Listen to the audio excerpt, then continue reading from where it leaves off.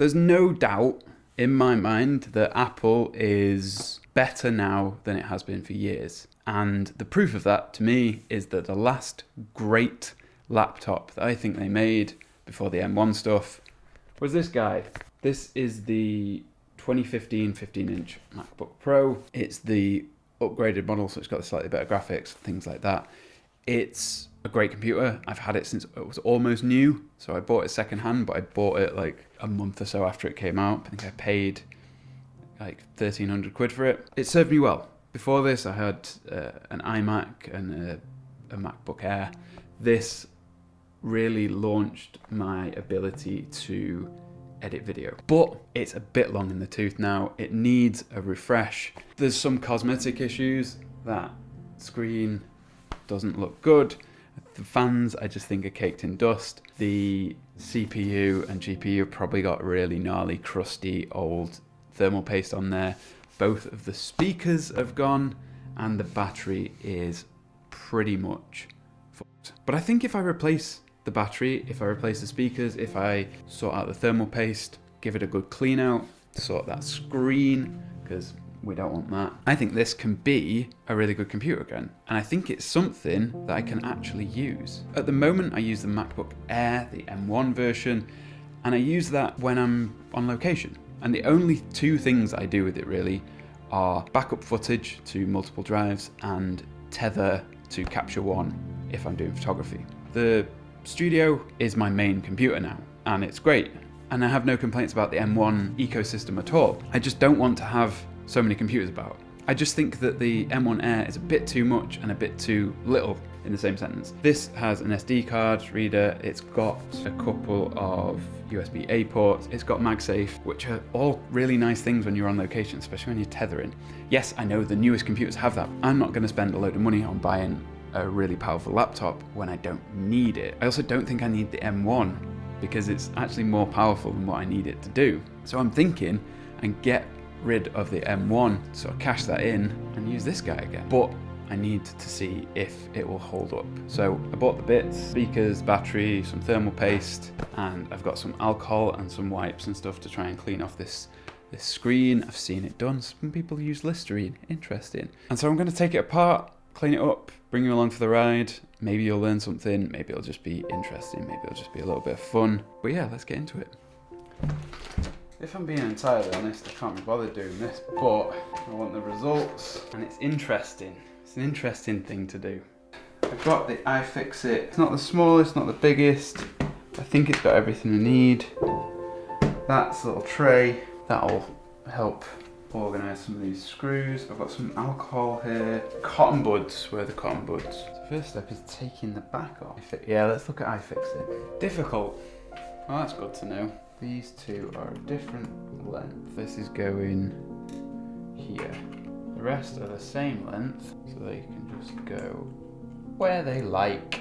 So the interesting thing about this devious act that I'm doing is that it's in question at the moment whether this is something you're allowed to do. Right to repair, I mean, I'm a big advocate for right to repair. My aperture just died on me before, and luckily, with a bit of soldering, I managed to fix it.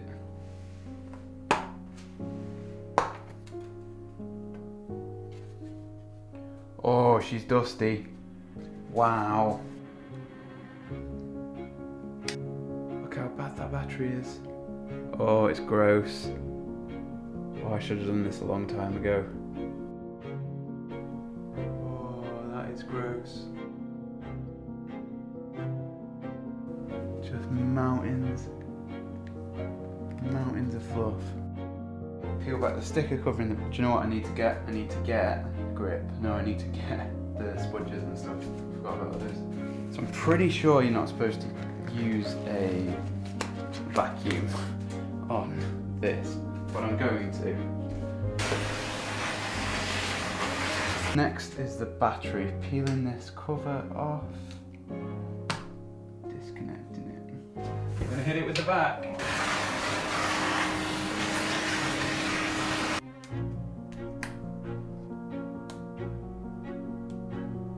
Right, now back. Aim. Oh, I'm taking out the wrong screws. Same on this side.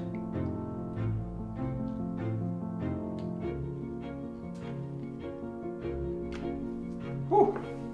So this was the screw that I accidentally removed before. 3 different ones, of course they are. I think I'm going to run out of little trays on there. Now this comes out. So I'm probably going to want to take the fan apart as well, because it's going to be filled with dust. So, same on the other side. Yeah, look at that. That's after I vacuumed it as well. So much dust. Oh, and the fins as well.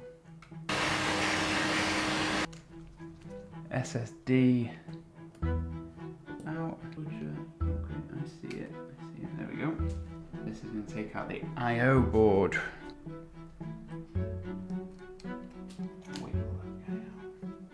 That's nasty in there. Brushing my luck now, I know I am. Logic board assembly. Remove the 2. Okay, so these. This is the trackpad. Doohickey here. And at this end. The long boy. This pull-out game is weak. Interesting. Logic board. That doesn't matter so much because he's getting replaced. Keyboard connector. Comes out like that. Nice.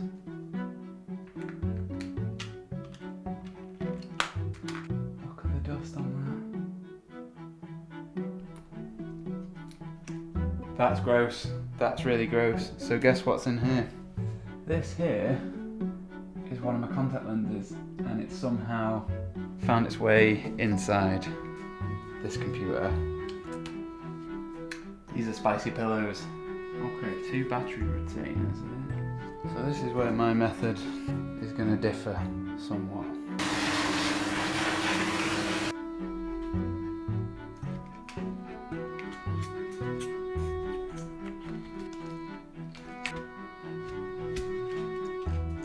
Oh! Oh, this is tough going. It's got me sweaty. This is actually incredibly nerve-wracking.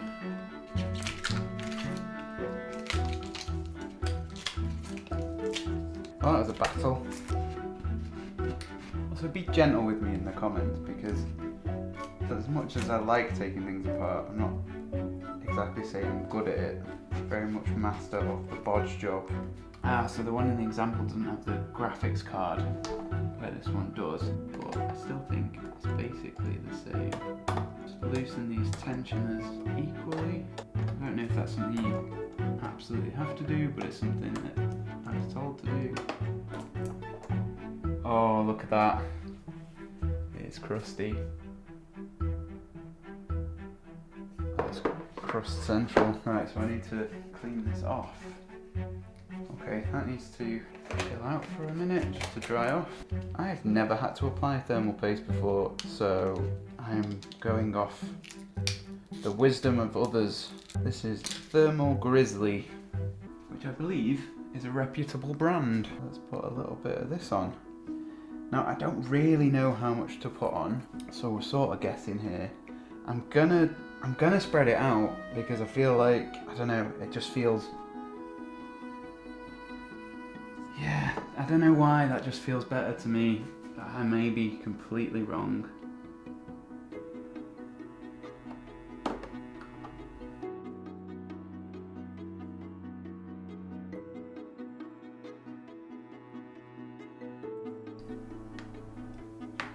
Yeah, so this is newer than one of the main cameras I use, which sort of means that, well, it's probably fine to go with, you know, to use them together. They're not so bad, actually.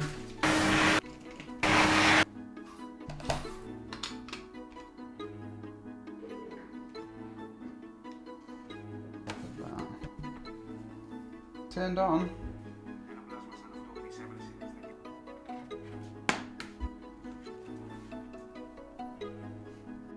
Okay, so summary time. Did it all go well? Did it meet my expectations? Did it do what I wanted it to do? And the short answer is yes. This computer, or any laptop for me, is purely going to be an ingest on location device. And what I mean by that is tethering to it, or if I'm shooting video, it's a case of backing stuff up. And because I'm not going to be doing any editing on this computer, it works exactly how I need it to. It's got a bigger screen, it's got all the connectivity, it's got the SD card slot, and I know the newer ones, I said this at the start, I know the new ones do as well, but I don't want to buy a new one. Like I said, the M1 Air is sort of too much for me because I don't use it for editing, but then it's also not enough for me. The screen's not big enough, the connectivity's not there. Yes, it's got a better battery life, but now I've put this new battery in this one. It's pretty decent. It lasts long enough for me to do what I need it to do. And when you ever that far from power. Cleaning off the screen, now that was the only thing that went really, it didn't go badly, it just didn't happen. So I tried out all the methods that people online were demonstrating. Alcohol, wipes, baby wipes, I even tried some like abrasive stuff like toothpaste and things like that. None of it worked. I just put the new screen protector on over it. It doesn't look good when the screen's black. It looks fine when the screen's on. So I'm kind of okay with that for now. Maybe I'll take it off and try some other methods down the line, but for now I'm pretty okay with it. There was some stuff with the battery. So when I first installed the battery, it kind of kept going off on me. I took it all out again, reconnected it, that kind of thing, did some SMB resets, I did some PRAM resets, and that all seemed to clear it up. It will go off sometimes as it gets to, if you're doing something intensive and you get to like a low power mode, like sort of below 10%, sometimes it will go off without warning. I forgot how much I like the keyboard. So I've been, typing, I've been working on it again, and for writing stuff, for writing long form stuff, it's really nice. It's much nicer than any of the newer laptops, in my opinion. It's just that the keys have got more travel, they feel, just feel better, they feel less like tiny little electric switches and more like actual keys that you're pressing. So kind of happy with that as well. So I've been using it for 2 weeks now, and I'm happy. I'm glad that it's not just collecting dust. And so the M1 Air is going to go on sale. If you're interested, let me know. I'm selling it for probably about like 500 quid, something like that. It's been a great laptop for me for a year, but I just don't need it. I don't need the power that it has, and it seems a waste to just have that bottled up, doing nothing, gathering dust. So yeah, let me know if you want it. I'll maybe even link to the eBay in the description. That's it for now. Thanks for watching.